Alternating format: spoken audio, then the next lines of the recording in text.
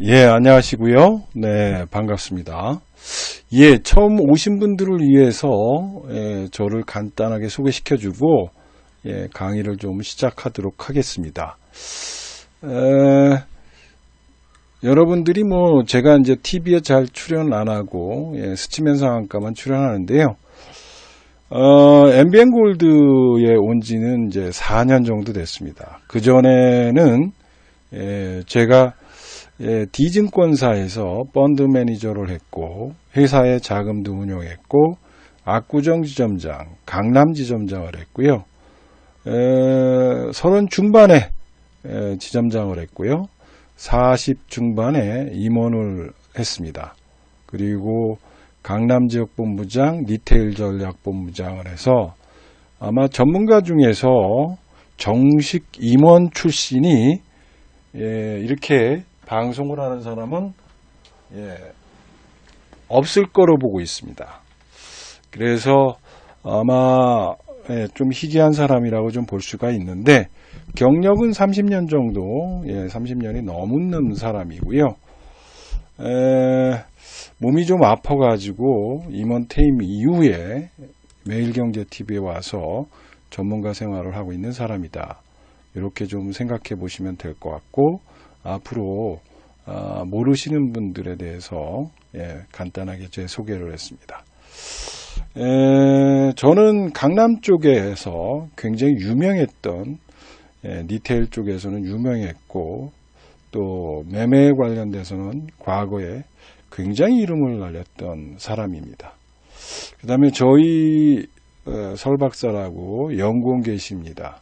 그 친구도 강남 쪽에서 이름을 날렸던 소위 말하면 리테일 쪽에 지점 근무 직원 중에서 전설적인 인물 2명이 여러분들의 소위 말하면 이익을 위해서 일을 하고 있다. 이렇게 좀 보면 되고요.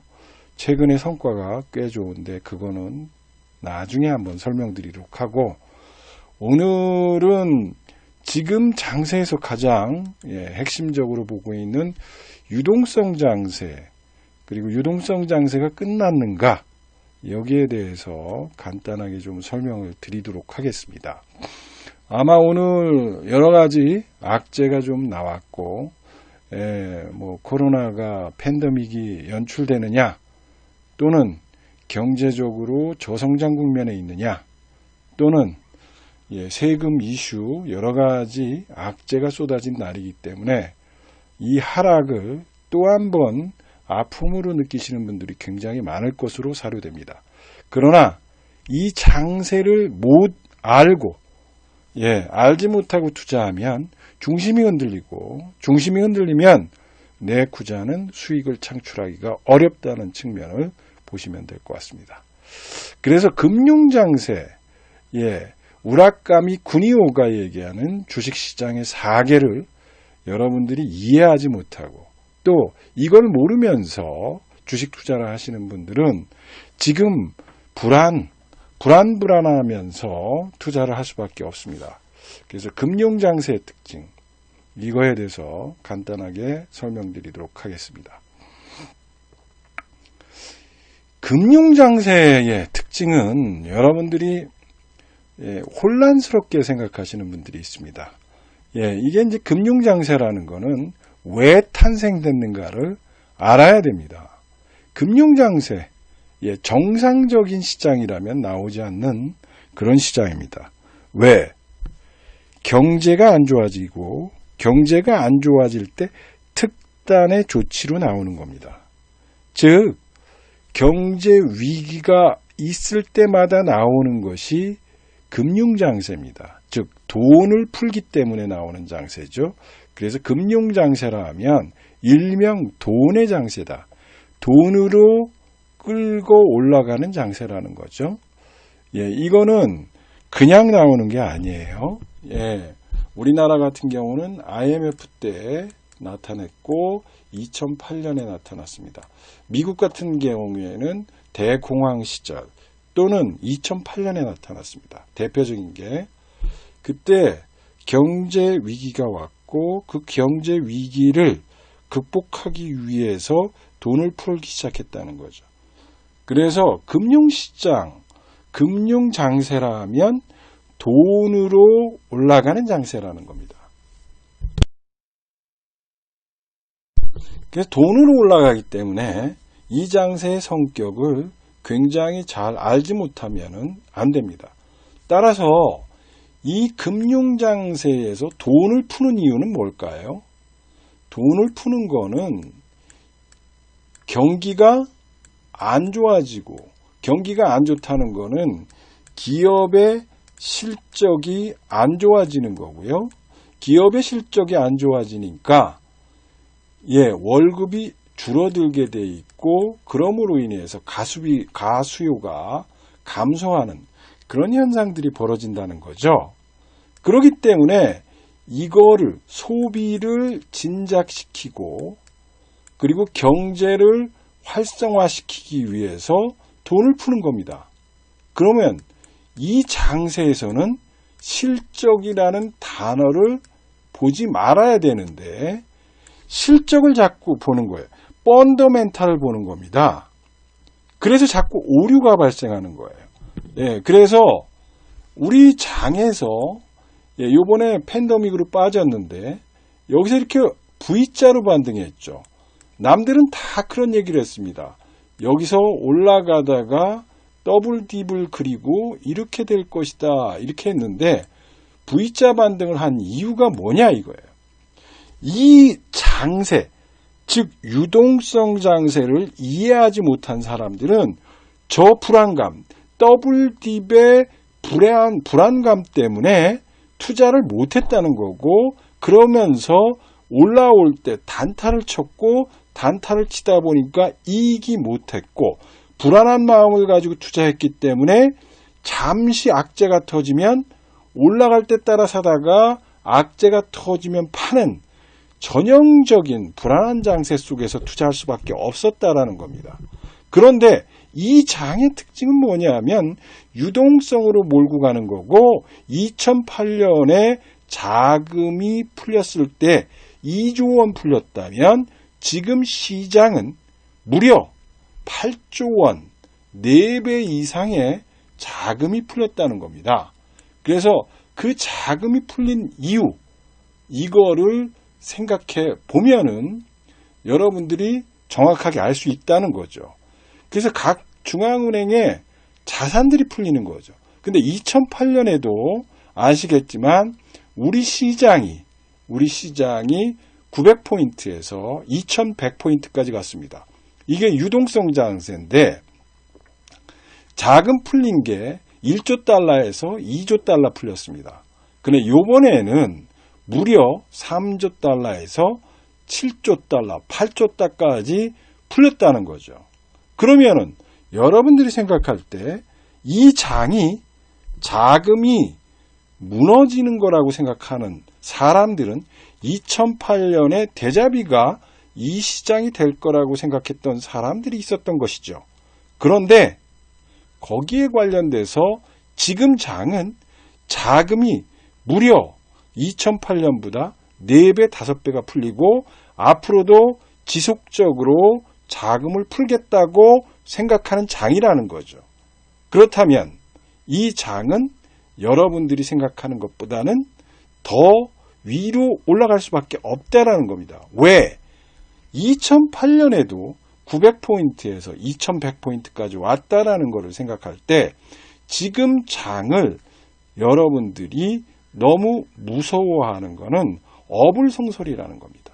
그렇기 때문에 이 장의 특징, 유동성 장세의 특징을 여러분들이 살펴볼 필요가 있다. 즉, 이 장에서 자꾸 금융 장세와 실적 장세를 구분하지 못하고 자꾸 실적 장세에서 보고 있는 팩트를 자꾸 요소, 즉 실적 장세에서 점검할 수 있는 요소를 가지고 자꾸 금융 장세에서 나타나는 쪽으로 자꾸 혼선을 갖고 있기 때문에 이 장의 특징을 모르고 자꾸 헤매는 영혼들이 많다는 겁니다. 실적 장세는 실적을 보고 투자하는 장세고 금융 장세는 돈으로 밀고 가기 때문에 버블이 발생합니다. 버블이 발생해요. 버블이 발생하는 이거는 돈으로 밀어붙이기 때문에 우선주도 올라가고 잡주도 올라가고 또 바이오도 올라가고 성장주도 올라가는 장입니다. 그런데 이거를 이 유동성 장세의 특징을 모르고 투자하시는 분들은 이 장과 실적 장세를 자꾸 혼돈하니까 실적 하면은 여러분들이 불안해서 투자를 할 수 없습니다. 왜? 실적 장세가 아니라 지금은 금융 장세이기 때문에 실적을 보고 투자하는 장세가 아니라는 거죠. 따라서 이 금융 장세의 특징을 갖고 투자를 해야지만 성공할 수밖에 없는 겁니다. 그러면 금융 장세의 특징은 뭐냐? 단기에 큰 폭으로 상승하는 거고요. 회복을 전제 조건으로 해서 자금을 풀기 때문에 주가가 상승하는 겁니다. 금리는 떨어지고 있어요. 실적은요. 여기 나오죠. 실적은 안 좋아집니다. 근데 실적이 안 좋아지는 게 뻔하게 알고 있는 건데 지금 실적을 보고 자꾸 투자하니까 투자를 못하는 거예요. 그래서 여러분들이 이런 오류가 발생됐고 주식 투자할 때 자꾸 불안감을 갖고 투자할 수밖에 없는 겁니다. 그리고 지금은 자금 수요가 감소해요. 왜? 경기가 안 좋으니까. 자금 수요가 감소하니까 지금 유동성이 풍부한 겁니다. 그러니까 우리나라도 지금 1,400조의 자금이 떠돌아댕겨요. 그 중에서 아시겠지만 펀드가 자꾸 환매됩니다. 펀드가 환매되는 이유는 아시겠지만 여러 가지 펀드가 문제가 발생되면서 환매가 나타나요. 그럼 이게 뭐냐? 개인 자금들이 주식시장으로 쏟아져 들어올 수밖에 없는 겁니다. 그러니까 지금 예탁금이 48조가 되니까 장이 빠질 때마다 이 자금, 대기자금이 이 시장을 받치고 있는 시장입니다. 그래서 자금 수요가 작아진다는 것은 유동성이 풍부해진다는 거고 유동성이 풍부해진다는 것은 주식시장으로 자금이 환류할 수밖에 없다라는 겁니다. 이걸 좀 보셔야 되고요. 두 번째는 금리 인하입니다. 금리 인하. 단군 1회 최저금리 0.75인데 전 세계적으로 이런 저금리 구조가 유고할 때 올라갈 수 있는 종목들이 나타난다는 거예요. 거기에 포커스를 보라는 거예요. 그렇기 때문에 지금은 주도주는 뭐냐? 금리 하락 수혜주가 주도주가 되는 겁니다. 회원님들. 그렇기 때문에 금리 하락 수혜주라는 거는 뭐냐? 성장주 개념의 종목들이 올라갈 수밖에 없는 구조다. 이렇게 말씀을 드리고 있습니다. 자, 그러면은 지금 장에서 이런 특징을 보이고 있는데 그러면 무엇을 투자하느냐? 여기에. 그러면 네가 말하는 금융장세의 특징을 나는 이해했어. 그러면은 앞으로 무엇을 투자해야 되느냐? 여기에 관련돼서 말씀을 드립니다. 자, 우리는 여러 가지 그 구조적으로 봤을 때 기술이라는 게 있습니다. 이 기술.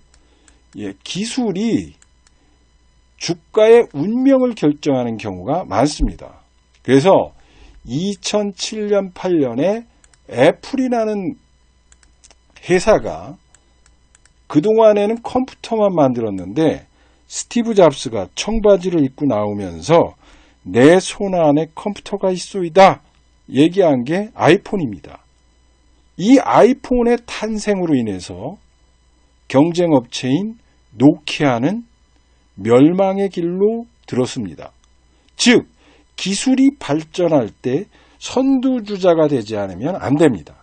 이때 이건희 회장이 프랑크푸르트에서 자식과 10,000원은 바꾸지 말고 모든 걸 바꿔라 해서 기존에 있던 플랫폼, 그거를 다 불태워버리고 포스트 애플을 통해서 애플을 따라가는 신용을 합니다. 그래서 특허 소송도 냈지만 결국은 반도체 회사하고 여러 가지 밸류체인이 있고 또 우리나라의 패스트 문화, 빨리빨리 문화가 소위 말해서 스마트폰을 만들어냈습니다. 그런데 노키아는 거의 망했고 삼성은 제2의 부흥기를 맞았습니다. 자, 그래서 삼성이 그때부터 주가가 껑충 뛰어서 10배 오릅니다. 자, 여기서 보셔야 될 겁니다. 그때 삼성이 올라갈 때 그때 거기 밸류체인에 있던 종목들이 20배씩 오르는 기염을 통했다는 거죠. 자, 그러면 이 장에서 요새 노키아는 흐름을 못 맞춰서 망했습니다. 자, 그러면은 지금 4대 그룹의 회장들이 만나기 시작했다는 거죠. 만나는 이유는 뭘까요? 왜 정의선 현대차 부회장은 삼성을 만나고 LG를 만나고 SK를 만나느냐? 이거는 그냥 놀자고 만나는 게 아닙니다. 합종연행을 통해서 2008년에 이건희 회장이 핸드폰을 불태울 때 스마트폰으로 갈아타는 절박한 심정이 지금 현대차 그룹에 깔려 있는 겁니다. 여기에서 나오는 소위 말하면 위기를 극복해야지만 거기에서 대박이 터지는 겁니다. 그래서 이 합종연행 속에서 나오는 대기업들이 가지고 있는 밸류체인 내에 새로운 바람이 부는 거예요. 왜? 아까도 얘기했잖아요. 테크놀로지가 바뀌면 기업들의 운명이 바뀝니다. 기업들의 운명이 바뀌어진다. 기업들의 운명이 바뀌어지는 거는 이거를 바로 메가 트렌드라고 해요. 나중에 메가 트렌드에 대해서도 설명할 기회가 있겠지만 왜 이문찬이는 메가 트렌드를 얘기하느냐. 기업의 운명을 바꾸는 요소에 관점을 두고 투자한다는 것을 여러분들한테 말씀드리는 겁니다. 자, 그러면 기업의 운명을 바꾸는 요인이 뭐냐? 기술이라는 거예요. 그러면 기존의 현대차, 삼성, LG는 왜 합종연행을 통해서 무엇을 꾀하고 있는가? 여기에 메가 트렌드가 있는 겁니다. 다시 한번 말씀드립니다. 삼성, 현대, LG, SK까지 포함시켜 드릴게요. SK까지 이 4대 그룹이 왜 모이느냐? 심심해서 모이는 거냐? 이게 아닙니다.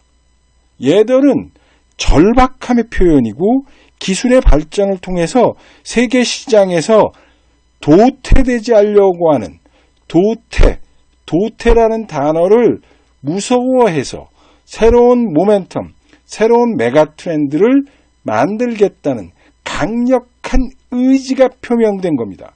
그러면 여기에 뭐가 되느냐? 기술의 변화가 옵니다. 기술의 변화에 메가 트렌드가 옵니다. 메가 트렌드. 이 메가 트렌드에 오는 이 낙수 효과, 삼성, LG, 현다이, SK에서 오는 이 합종연행 속에서 나오는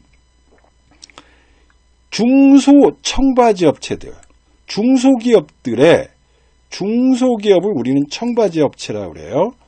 중소업체들이 낙수 효과를 노리면 이거는 10배씩, 20배씩 올라가는 시장이 나타난다는 겁니다. 그럼 여기에다 투자해야죠.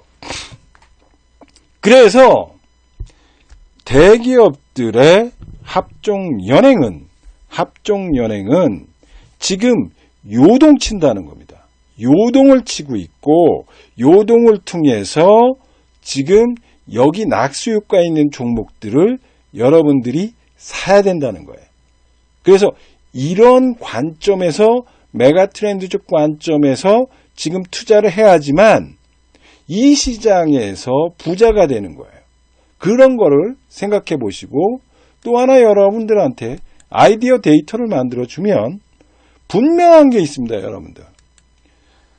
역사는 뭐를 통해서 발전하느냐 하면 시련을 통해서 발전합니다.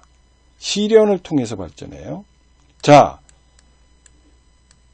미국이 가장 많이 주식이 올랐던 때는 대공황을 극복하고 올라갔습니다. 예, 대공황이 나오니까 자살자가 많았지만 그 이후에 기술이 확 발전했습니다. 이때까지만 해도 대공황 이전까지만 해도 여러분들이 생각하는 엔진 자동차에 대해서 별로 그렇게 신경을 안 썼습니다. 근데 대공황이 오면서 기술 발전, 소위 말해서 고용 창출을 통해서 기술이 발전하기 때문에 이때 자동차 문화, 테일러 시스템이 나오면서 GM이라는 회사가 오르기 시작합니다. 여기서 자동차 문화가 100년 동안 탄탄한 입지를 강요합니다. 왜 이런 말씀을 드리냐면, 자, 우리가 IMF를 겪었습니다. IMF. 우리나라는 가장 중요한 것이 뭐냐? 우리나라에서 가장 그대도 이 미국처럼 공황을 겪었던 때가 어디예요? 우리는 IMF 시대죠. 그때 위기가 오고 난 다음에 이렇게 폭등을 했습니다. 이게 뭐냐? 위기가 오니까 자, 코로나가 온다. IMF가 온다. 오고 나서 유동성 장세가 연출됩니다. 이게 유동성 장세예요. 그래서 여기 보시면은 500포인트, 600포인트에서 3000포인트까지 가는 기염을 토하는 장세가 나타나는 겁니다. 왜 그럴까요? 왜? 위기 후에 기회가 오는 겁니다. 이때 부자들이 많이 탄생합니다.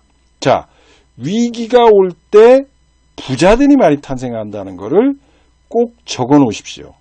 그러면은 위기 후에 부자들이 탄생하는 이유는 이렇게 유동성 장세가 연출되고 유동성 장세가 연출되면서 주가가 버블 될 때까지 올라가는 거라는 거죠. 그래서 왜 올라가가 아니라 유동성 장세의 특징을 이해하고 여러분들이 투자하지 않으면 이 시장에서 먹을 수가 없다는 거예요. 이해하시면 1번 눌러보세요. 왜? 왜냐하면 위기 후에 기회라는 거예요. 위기 후에 기회가 오는데 이 기회의 장에서 매일매일 단타 쳐가지고 먹는 게 아니라는 것이고, 두 번째는 아까도 얘기했지만 이 장세에서 유동성 장세의 금융 장세, 돈으로 밀어붙이는 장세의 특징, 버블이 일어날 때까지 간다는 겁니다. 고로 여기에 관련돼서 투자를 해야 되고 금리 인하수해주고 4대 그룹 삼성, 현다이, LG, SK가 합종연행을 통해서 가고 있는 자율주행 전기차 쪽으로 가는데 여기에 금덩어리가 쏟아지기 시작한 겁니다. 여기 금덩어리 밭이 여기 있어요. 여기 금덩어리 밭에 여러분들이 투자를 하셔야 된다. 언제? 바닥에서 투자를 해야 됩니다. 즉 여기가 해답이다. 여기에 금덩어리가 있다라는 거를 생각하셔가지고 절대적으로 지금 투자를 하셔야 된다라는 거를 말씀을 드리고요. 저희 방이 뭐 요새 여러 번 얘기했지만 자 SNS택이에요. 저희가 종목 상담 종목을 올렸을 때 한 주도 안 팔았다고 그랬는데 저희 방이 161%, 148%, 100%, 이거 가지고 1000만원, 1300만원씩 133% 이익 나신 분들이 많습니다. 그 다음에 SNS택뿐만 아니라 모든 분들이 145%, 대주전자재료 3000만원 먹었습니다. 54%입니다. 한 달 만에 54%, 87%, 1억 3천 먹었습니다. 98% 먹었습니다. 이렇게 나오는 거예요. 자, 4,700만원 수익입니다. 단타 벌기 헤비 이런 것들이 지금 쏟아져 나오고 있습니다. 1억 6천만원 먹는다. 209% 먹는다. 이런 거예요. 근데 웬만한 모든 회원님들이 바닥에서 매집해서 함께 부자 됐어요. 여기 한 분은 10억 순익. 이분은 만원에 3만 주 사가지고 아직도 갖고 있어요. 그러니까 10억이라는 수익이 났다는 겁니다. 그래서 여러분들이 이런 투자, 즉 메가 트렌드적 관점에서 투자를 하셔야 되는 거예요. 왜? 삼성과 현대와 LG와 SK가 모여가지고 메가 트렌드를 만들어내고 있는데 이 기업도 투자하는 것도 좋지만 여기에서 흘러나오는 금광밭에 낙수 효과가 있는 중소업체들에 투자를 해야 되는 거예요. 그 중에서도 몇몇 개 업체가 지금 바닥에서 꿈틀거리면서 올라갈 준비를 하고 있다는 겁니다. 이 올라갈 준비를 하는 종목을 매수해야지만 여러분들이 부자가 된다는 것을 말씀을 드리면서 이렇게 유동성 장세는 쉽게 끝나지 않는다는 거 오늘 말씀드리고요. 그 다음에 나중에는 이 유동성 장세에서도 1시간 이상 설명해야 되는데 오늘 짧게 설명했고요. 그 다음에 다음 단계로 넘어가는 실적 장세에서도 다음 시간이 있을 때, 시간이 허락된다면 또 체력이 된다면 제가 설명할 수 있는 기회를 갖도록 하겠습니다. 참조해 보시고 있으면 요 정도까지만 간단하게 설명드리도록 하겠습니다. 자, 그럼 시황 설명은 여기까지 하고요. 종목 상담 아까 올려주셨죠? 이제 조금부터 종목 상담 올려드리도록 하겠습니다.